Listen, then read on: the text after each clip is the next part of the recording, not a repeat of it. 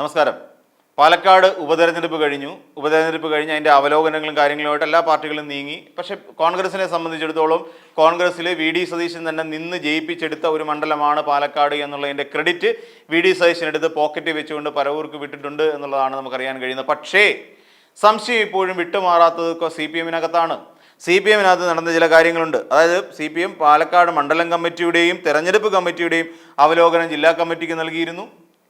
അവിടെ വീഴ്ച പറ്റിയിട്ടുണ്ട് എന്നുള്ളത് തന്നെയാണ് പാർട്ടിയെ സംബന്ധിച്ചിടത്തോളം. അപ്പോൾ അത് പിന്നീട് ജില്ലാ നിർവാഹക സമിതി ചർച്ച ചെയ്ത് ജില്ലാ കൗൺസിലിന് അയക്കുകയും ചെയ്തു ആ റിപ്പോർട്ട്. അതുപ്രകാരം CPM-ന് പാലക്കാട് ജില്ലയിൽ കാര്യമായ വീഴ്ച പറ്റിയിട്ടുണ്ട്. അല്ലെങ്കിൽ ഇടത് പാർട്ടിക്ക് CPM-ന്, ഇടത് പാർട്ടി എന്നുള്ളതല്ല, CPM-ന് വീഴ്ച പറ്റിയിട്ടുണ്ട്. CPM-ന് ഏതെല്ലാം തരത്തിലാണ് വീഴ്ച പറ്റിയത് നമുക്കറിയാം. ഒന്നാമത്തെ വീഴ്ച എന്ന് പറഞ്ഞു കഴിഞ്ഞാൽ അവിടുത്തെ ഘടകകക്ഷികളെ വേണ്ട രീതിയിൽ ഏകോപിപ്പിക്കാൻ കഴിഞ്ഞിട്ടില്ല എന്നുള്ളത് തന്നെയാണ്. ആദ്യം ഒരു തെരഞ്ഞെടുപ്പ് കൺവെൻഷൻ നടക്കുന്നു. ആ തെരഞ്ഞെടുപ്പ് കൺവെൻഷൻ നടന്നതിന് ശേഷം പിന്നീട് ഒരു തവണ മാത്രമാണ് LDF യോഗം വിളിച്ചത്. മനസ്സിലായില്ലേ? ഒരു തവണ മാത്രം LDF യോഗം വിളിക്കുന്നു. അതിൻ്റെ അർത്ഥം CPI-യോ മറ്റ് ഘടകകക്ഷികളുമായോ യാതൊരു വിധത്തിലുള്ള കൂടിയാലോചനകളും നടത്തിയിട്ടില്ല. പലപ്പോഴും ഈ ഘടകകക്ഷികൾ സംഭവം അറിയുന്നത് നടന്നതിന് ശേഷം മാത്രമായിരിക്കും അറിയുന്നത്. ഒരു സംഭവം നടപ്പിലാക്കാൻ തീരുമാനിക്കുന്നത് പാർട്ടി തന്നെ, CPM തന്നെ തീരുമാനിക്കുന്നു.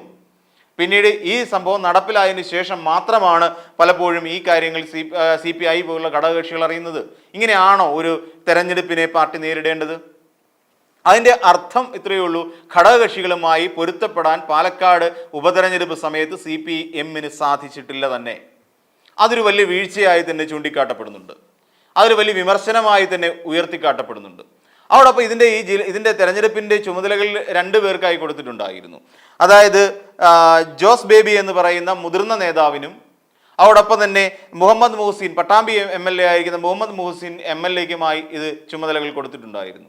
ഇവർക്കെതിരെ ശക്തമായ ആരോപണമുണ്ട്. ഈ 2 പേരും കൃത്യമായി വേണ്ട രീതിയിൽ പ്രവർത്തിച്ചിട്ടില്ല. ഈ പറയുന്ന കാര്യങ്ങളെ വേണ്ട വിധത്തിൽ ഏകോപിപ്പിക്കുന്നതിൽ കാര്യമായ വീഴ്ച ഇവർക്ക് സംഭവിച്ചിട്ടുണ്ട് തെരഞ്ഞെടുപ്പ് പ്രക്രിയകളിൽ. അപ്പോൾ തെരഞ്ഞെടുപ്പ് പ്രചരണത്തിൽ വീഴ്ച പറ്റിയിട്ടുണ്ട് എന്നുള്ള കാര്യം അംഗീകരിക്കുന്നു. പിന്നീട് മേൽത്തട്ടിലുണ്ടായിരുന്ന, അതായത് സംസ്ഥാന കമ്മിറ്റിയിലുമൊക്കെ ഉണ്ടായിരുന്ന ഒരു യോജിപ്പുണ്ടല്ലോ, ഈ യോജിപ്പ് പാർട്ടിയുടെ കീഴ്ഘടകങ്ങളിലേക്ക് എത്തുമ്പോൾ ആ യോജിപ്പ് എവിടെയൊക്കെ ചോർന്ന് നശിച്ചു പോകുന്നു. ചുരുക്കി പറഞ്ഞാൽ പാർട്ടിക്ക് മുകൾ തട്ടിലുണ്ടായിരുന്ന ഒരു ഏകോപനമോ അല്ലെങ്കിൽ ഒരു സൗഹാർദ്ദമോ താഴെ തട്ടിലില്ല. പലപ്പോഴും വിമർശനങ്ങൾ ഉയർന്നു വരുന്നുണ്ട്.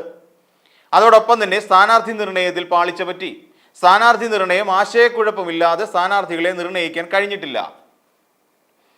അത് CPM-നെ സംബന്ധിച്ചിടത്തോളം വലിയൊരു വീഴ്ചയാണ്. എവിടെയെന്നോ വന്ന കോൺഗ്രസിൽ നിന്ന് പെട്ടെന്ന് ചാടിക്കേറി CPM-കാരനായ ഒരാളെ സ്വതന്ത്ര സ്ഥാനാർത്ഥിയാക്കി മത്സരിപ്പിക്കാൻ തീരുമാനിക്കുന്നു. ഇത് വേണ്ട വിധത്തിലുള്ള കൂടിയാലോചനയോട് കൂടിയല്ല എന്നുള്ള കാര്യം ഉയർത്തിക്കാട്ടപ്പെടുന്നുണ്ട്. പിന്നീട് നടന്ന ഒന്നാണ് ട്രോളി വിവാദം. ട്രോളി വിവാദം അക്ഷരാർത്ഥത്തിൽ CPM-ന് ദോഷകരമായി മാറി. എങ്ങനെ ദോഷകരമായി മാറി എന്ന് ചോദിച്ചു കഴിഞ്ഞാൽ, CPM ട്രോളി വിവാദവുമായി മുന്നോട്ടിറങ്ങുന്നു. പാതിരാത്രിയിൽ ഈ പറയുന്ന വനിതാ പ്രവർത്തകർ, കോൺഗ്രസിന്റെ വനിതാ പ്രവർത്തകരടക്കം താമസിക്കുന്ന ഹോട്ടലുകളിൽ പോലീസുകാരെ ചെന്ന് റെയ്ഡ് നടത്തുന്നു. അതായത് വനിതാ പ്രവർത്തകയ്ക്ക് പോലും സ്വതന്ത്രമായി കിടന്നുറങ്ങാൻ കഴിയാത്ത ഒരു അവസ്ഥയിലേക്ക് CPM ഒരു വലിയ ഭീകരാന്തരീക്ഷം അവിടെ സൃഷ്ടിക്കുന്നു. ഇതുകൊണ്ട് ഗുണമുണ്ടായത് എവിടെയാണ്?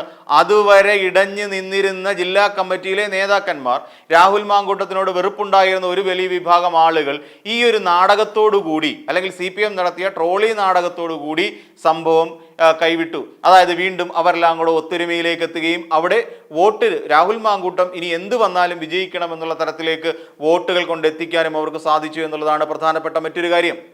അത് CPM-ന്റെ ഏറ്റവും വലിയ വീഴ്ചയായി തന്നെ പരിഗണിക്കപ്പെടുന്നു. അപ്പോൾ നിശബ്ദ പ്രചരണ ദിവസം സുപ്രഭാതം പോലെയുള്ള പത്രങ്ങളിൽ പരസ്യം അച്ചടിച്ചു വന്ന് മതപ്രീണനം നടത്തിയത് ഏറെ ശ്രദ്ധിക്കപ്പെട്ടു.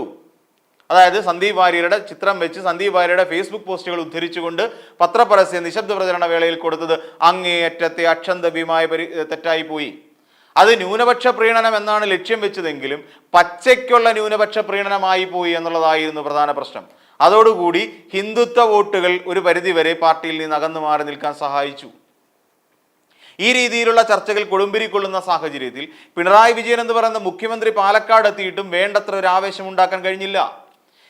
സർക്കാർ നടത്തിയിട്ടുള്ള ഇക്കാലം അത്രയും സർക്കാർ നടത്തിയിട്ടുള്ള ജന ജനോപകാരപ്രദമായ പദ്ധതികളെക്കുറിച്ചും വികസനങ്ങളെക്കുറിച്ചും ജനങ്ങളോട് സംവദിക്കാനും പറഞ്ഞ് മനസ്സിലാക്കി കൊടുക്കാനും പാർട്ടിക്ക് പരാജയം സംഭവിച്ചു, പാർട്ടിക്ക് വീഴ്ച പറ്റി.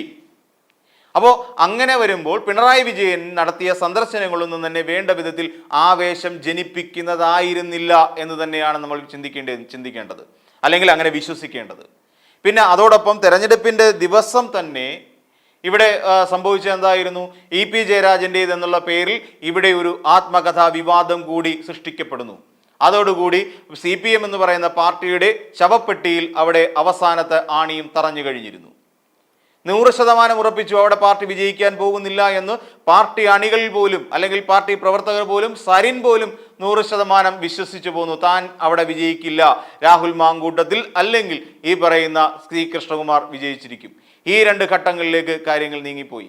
ഏറ്റവും ഒടുവിൽ അവരെന്താ, സേവ് CPI ഫോറം എന്ന് പറയുന്ന രീതിയിൽ അവിടെ പ്രചരണ രംഗത്തേക്ക് ഇറങ്ങുകയും ചെയ്തു. പിന്നീട് അവിടെ പാലക്കാട് ജില്ലയിൽ പാർട്ടിക്കുള്ളിൽ തന്നെ ഒരു വലിയ വിഭാഗീയത സൃഷ്ടിക്കപ്പെടുകയും ചെയ്തു.